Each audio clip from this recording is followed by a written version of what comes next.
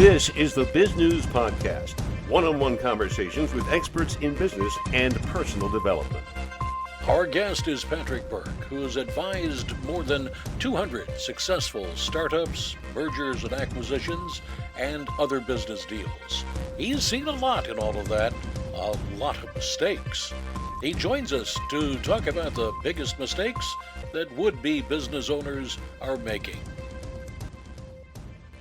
Let's set the table for our listeners and our viewers, if you would, by telling them a little bit about yourself and how you got to where you are today.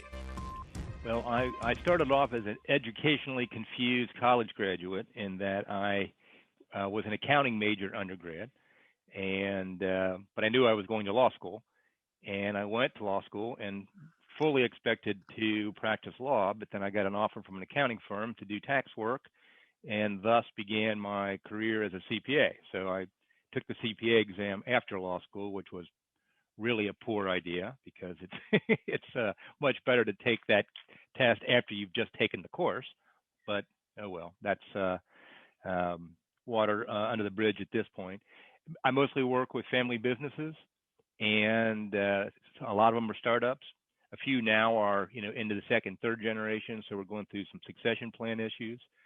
Along the way, I have invested in some businesses. I've started some businesses on my own. Made every mistake in my book practically. I think I maybe missed one. So anyway, it's been a fun ride, but it's also been an educational ride. And I think one of the things that I hope that the book does is it prevents people from making the big mistakes. And one of the things that I like to say about business is it's unlike championship golf, where you need to make spectacular shots to win. Business is more like weekend golf, where you have to manage the course, and don't make the big mistake, and you'll probably beat your opponent, right? So that's my take on business. Don't try to do the ordinary things extraordinarily well. Now, would you tell our listeners and viewers the name of the book? Because that kind of will set the stage for what we'll be talking about. Well, that's good. I even have a copy of it here. Yes, Oh, so it's I'm the surprised.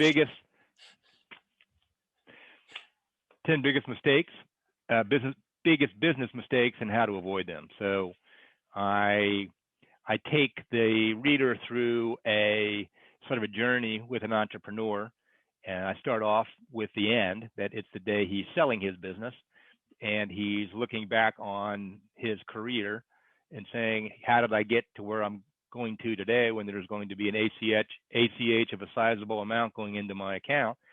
And he's reflecting, thinking there's 10 times when I could have dropped this ball that I didn't. And that's, so each chapter is set up as his situation, what he did or didn't do, and sort of an overview of that particular mistake, and then my various ruminations on how one avoids that. So now, you've seen these mistakes, and you said you have made all but one in the book. I guess I should ask, which one of those 10 haven't you made? Well, thank you. That's an interesting question. So my quick story. So my youngest daughter was, she had a job. She was working as a producer in an audiovisual company, and she decided everybody there was just, it was a great environment, but everybody was 10, 15 years older. And she said, hey, I'm going to move to Florida, and I've got an opportunity to help somebody open up some Pure Barre locations, which is an exercise studio. And she had some experience with that, and we had a family friend who bought a couple of those in New York City, so we knew a lot about them. And so it was like, oh, okay, well, that sounds. And my wife came to me and said, she's not moving to South Florida. You have one daughter there. I don't want them both there. She needs to stay here. Don't you help people start businesses? If so, why don't you help her start one? So we sat down, my daughter Ellie and I said, what would you like to do? And she said, well, if I'm going to do this, I'd like to open a dry bar franchise. So they do hair blowouts. And Cincinnati doesn't have one, because Cincinnati, as Mark Twain said, he wants to be here when the world ends, because everything comes here 10 years late, right? So that's As it turned out, I had just read Drybar had taken on a bunch of private equity money, so they didn't really need franchisees. So they and I said, Ellie, what do you think? She goes, I know exactly what I want to do. I know what it looks like. I know where I want to put it. So let's get going. So in the book, I relate this story a little bit differently than it truly happened. But there was a lot of capital expense involved, and I did fund losses for her for a few years. And probably the smart money would have said it's time to go. But I could tell that she had built a brand. I mean, she had over 1,000 discrete customers, and I knew that the numbers were ticking up. It still wasn't making much money, and clearly she wasn't making much money. But I knew, to me, a brand, the hardest thing to do is build a brand, right? And I think she had done that part of it, and the rest of it would come, and it has. So that's a mistake I didn't make. I think I was certainly scratching my head about why I'm continuing to fund this, but then I took a step back and said, no, wait a minute, I can afford to do this, and she was right. She said we're almost there, and I was wrong, she was right, and that might have been the first time that happened, but it wasn't the last. I would imagine she will remind you of it every now and again. Well, that's your daughter's prerogative, right? Of the other mistakes that you list in the book, what would you say is the worst one or the most prevalent one that you see most often? Oh, I think that's actually a pretty. There's actually two, but the one that I would say that is most I'd say the most prevalent is somebody has an interest in a certain kind of a business. Let's say, I mean, the restaurant is the classic example, right? I really enjoy dining out. I know a lot about wines. I read the gourmet magazines. I'm going to open a restaurant, and what I find is that if someone's going to start a business, and I always say, if you're not the most valuable player at the top position, or the second most valuable player at almost every other position, you're not going to add enough value to this business to make it successful.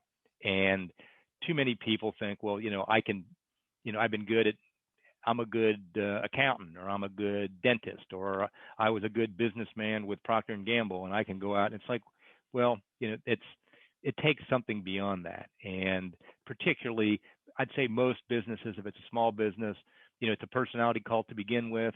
Usually that personality is really good at sales and some maybe product design, but generally just being good at administration, the three stools, sales, production, administration. Being a good administrator isn't going to necessarily make you a success at business.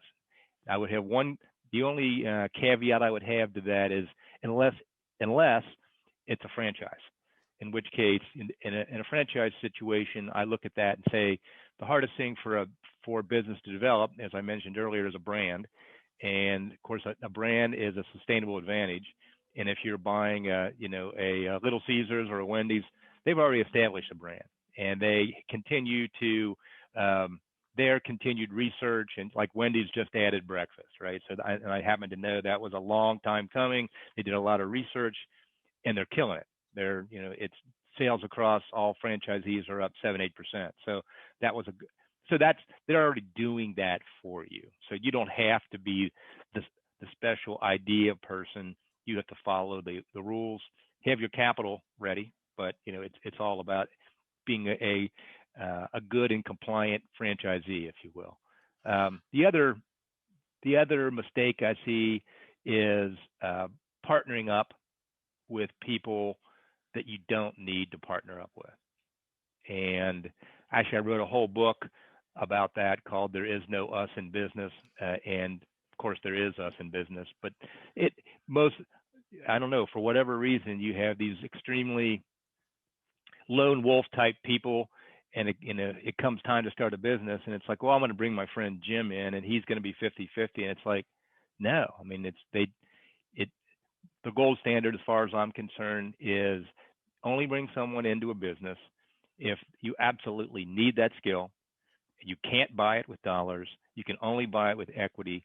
Then that's fine. So if that standard is very, very rarely met, So as a result, most businesses start off. I mean, if they'll listen to me, it's like don't run out and get a partner, and don't bring on a cash partner until you absolutely must, and exhaust all other sources of capital before you decide to bring in a financial partner. Because, I mean, I've been so I have a story about that. I have a client, and he had a very specialized business in Salt Lake City, Utah, and it required a machinist, and he was an engineer, wasn't a machinist. So he brought on a machinist as his 50-50 partner, and they expanded to Cincinnati, which is how I met him. And they needed to be close to power plants because of this particular procedure that they do. And it came time that they had to double up all the equipment. And finally, the machinist said, "Hey, I'm not signing in any more of these notes. I mean, what's going on here?" And so he came to me and said, "What am I going to do?" And I said, "Well, let's see your buy-sell arrangement." And his buy-sell agreement had what's called a cutthroat agreement, which means you go to a meeting, you have your lawyer, and he has his lawyer, and you both put a number down. And at what number, you put out a price that you'd be willing to buy him out for, and a price that you'd be willing to buy him out or sell your shares. And so he won the cutthroat. He paid, I forget what it was, a little over $1 million, but he sold that business, the whole business, about 5 years later for $6 million. So he made the right call. But he could have walked into that meeting with shares and walked out with a check, and would have been a major hit to his net worth. So they didn't share risk profiles, they didn't share entrepreneurial skills. And so, I mean, that's probably, it's really not reduction to the absurd, because those sorts of things happen all the time when you get bad advice. When it comes to skills that an entrepreneur or a would-be entrepreneur wants to bring to the business, in addition to knowing what it is, that particular industry, how important have you found it is that they are really good at sales? Well, I mean, one of the things I outline in the book is you have to do, examination of your conscience to figure out, what are you good at? Are you good at risk taking? Or how do you feel about money? Are you a good listener? And one of the 10 questions is, can you sell? Because there's whether, and I think selling, I look at that pretty broadly and say, selling's not just you getting in your car, driving to a potential customer and talking to him about the advantages of your product or service over someone else's, but it's also being able to sell your ideas internally. And being able to communicate, I think, is really what it boils down to, and not just communicate, but communicate persuasively. And to me, that's selling, right? And it's not just done; it's done everywhere, all day, all the time. And if that's, it's interesting. I was with an entrepreneur. I'm coaching a CEO, and he bought his parents out of the business, and he's reaching that $20 million in sales mark, and he's kind of doesn't know where to. He's sort of bumping up against a ceiling, and he's not a natural sales guy, nor is his brother, his partner. And it's like he said, "I don't know the CEOs of the companies that buy our product.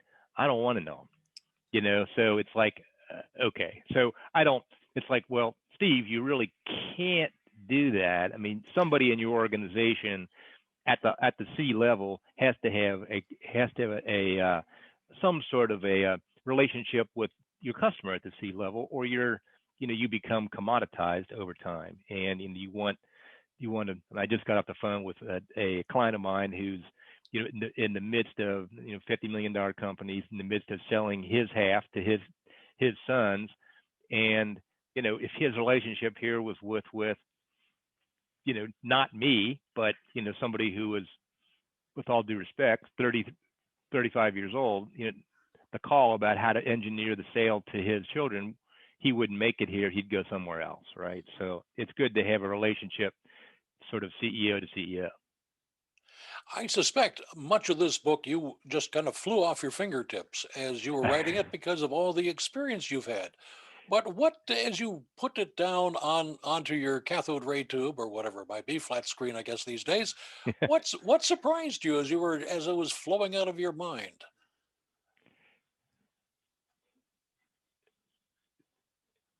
Well, I think, well, and this is, it was surprising I wish I'd have written the book for myself 20 years ago so that I wouldn't have made the mistakes that I made.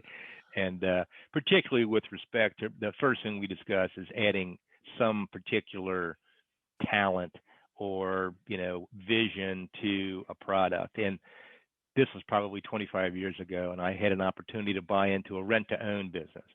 And I knew a lot about it because I'd done accounting work for this company for a while. And I was just convinced that we didn't need to do all the sales through a brick and mortar store, that we could sell directly through apartment.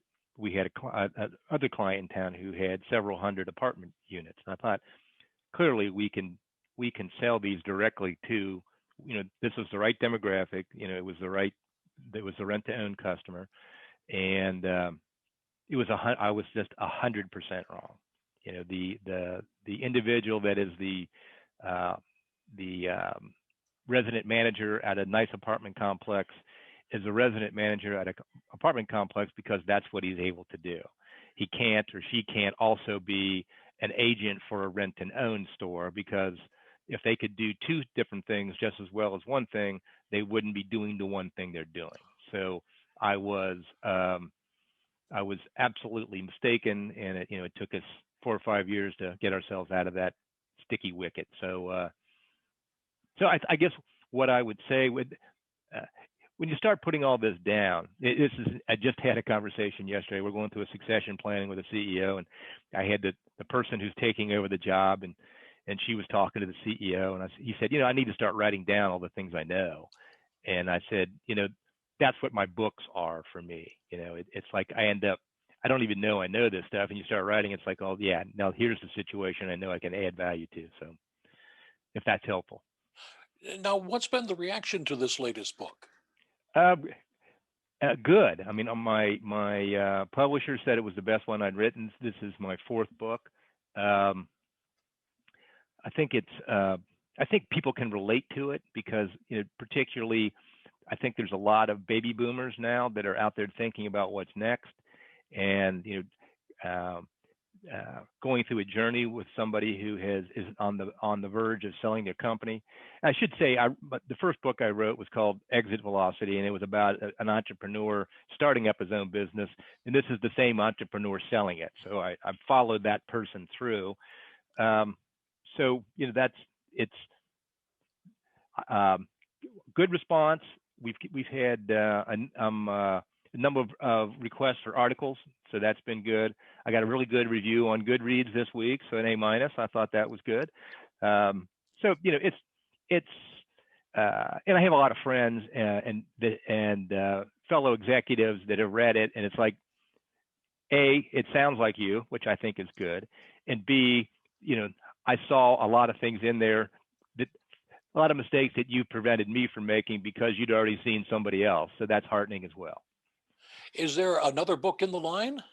Oh, I don't know. That's a great question. I got a couple ideas rattling around in my head. Yeah, I'm sure there is. It's a fun process for me. I don't experience too much writer's block. You get sometime, but I find if you have a good idea, and sometimes they're not good ideas, by the way. I did write a whole book that I submitted, and the publisher said it's not a book. So I still don't know why it wasn't a book, but I thought it had some good ideas, and I've used some of the ideas in the other books. So it was a good, I enjoyed the experience. So yeah, I'm sure there is. I don't know what necessarily it is. I mean, I think one of the things I've been thinking about is, and I think it's something that people don't necessarily, they think of, we all, there's the golden egg here, and we're thinking, hey, success. We know success is a journey, but there is a destination I want to get to, and but then I always scratch my head at that because from what I understand, my son-in-law is a biblical scholar, and he said there's only been 3 times in the Bible as retirement is mentioned, and each time it was a punishment. So I don't think my wife is telling him to say that, but she probably would if asked. So I think one of the things that people don't don't necessarily take into consideration is reinvestment risk. And it's like, hey, I got a great offer for my company, and I think I need to. And don't get me wrong. There's a lot of times, and this happens quite often, and particularly in the technology sphere, there's going to be a time when your company may very well be worth way more to somebody else than it's ever going to be worth to you. So to me, that's the time to sell, right? But now what are you going to do next? And I think that the solving the what's next riddle is might be a book because I think you just got the title of it right there. Yeah, what's next, right? I don't know. So that's been rattling around in my head like a BB in a boxcar. So that might be one. What would you like to add for our listeners and viewers that we haven't had a chance to talk about? Well, I think a critical part of any, well, hey, getting back to the mistake situation, right? I think use good advisors. Good advisors have seen, I don't want to say they've seen everything, but you can certainly draft off of their experience. And I think so often people are, hey, I got this opportunity, and so-and-so's brother-in-law I know he does mostly tax work, or he's a lawyer and he mostly does a personal injury, but I'm going to use him to help him put this business deal together. And it's like, not that person's not talented, but it's he's going to be, or she's going to be learning with you, and it's okay. I mean, let's face it, we all learn something in every deal, but you don't want every matter that comes up in that negotiation to be a case of first impression, as they say in the law, right? So you want them to have seen almost everything. And I just had a conference call this morning with a group of people they're in the process of potentially merging these two companies, and it was just but none of them have ever done a deal before, so it was a really good call. But it was like everything I was telling them was absolutely they hadn't thought of. Right. So, and I wonder now, and I feel good about the deal because I know I was one of many that was interviewed and I was chosen. So it's like you kind of surprise yourself in ways that even though I don't know anything about their particular industry necessarily, because it's highly specialized, I know how to put a deal together. And I think that's finding somebody that's done it before and a bunch of times, and somebody that's not learning on your dime is critical. Sometimes it must be very rewarding to do what you're doing. I suspect, though, there are other days when the frustration level must go through the roof. Well, it interesting. I was just this group I was talking to today, and I think one of the things that if you haven't been down the pike on a deal, time kills all deals, and you've got people who are this. I can tell that this situation's been. I'm just getting involved now, but I can see that it's been around for a few months and it's not gone anywhere. And not that every deal needs to be plotted out on a Gantt chart, but it kind of does. And people that isn't. Most professionals don't see it that way. I do, because it's there's an anatomy to that. And there's a process, and there should be metrics. And if you don't, it's going to be the deal's going to go sideways. And sometimes, we closed the deal right before the end of the year, and it went on. The process went on for 14 months, and it was one of the most convoluted. So that as a result, and the other thing that happens is it's way more expensive because every time you pick it up, something's changed, and it's like you don't remember every detail, and it was pretty complicated. So, that's that part of it that can get frustrating. Now, where can our listeners and viewers get more information about you and your company? I presume you must have a website, I would bet. Oh, we do. It's burkecpa.com. And like I said, all that information, the book, The 10 Biggest Business Mistakes, is available on Amazon. If you read it and like it, please leave me a good review. If you read it and don't like it, forget I ever said anything, right? You've been watching the Bizgnus podcast. We welcome your input. Send your email to editor@bizgnus.com. Thanks for watching.